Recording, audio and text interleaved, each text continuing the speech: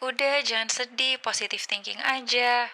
Kedengarannya kayak suportif, tapi kadang malah bikin kita ngerasa lebih buruk. Hai semuanya, aku Ara dan di video kali ini aku mau ajak kalian kenalan sama toxic positivity. Bukannya positif itu baik, cara kok malah toksik? Jadi, menurut salah satu penelitian, toxic positivity itu adalah kecenderungan untuk menerapkan optimisme dan juga kebahagiaan secara berlebihan dalam berbagai situasi. Sehingga mengabaikan masalah yang sering atau sedang muncul dan menghambat seseorang untuk merasakan emosi yang tidak menyenangkan.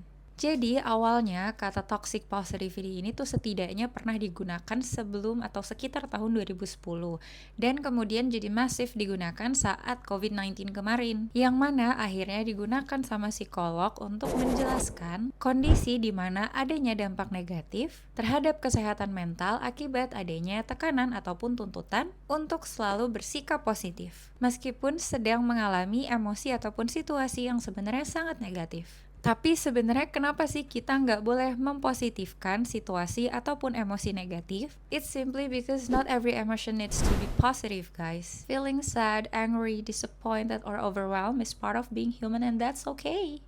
Dan salah satu penelitian juga menemukan untuk orang-orang yang memiliki kecenderungan self-esteem lebih rendah, mengulangi afirmasi positif terus-terusan justru bisa bikin mood mereka itu semakin buruk. Kenapa?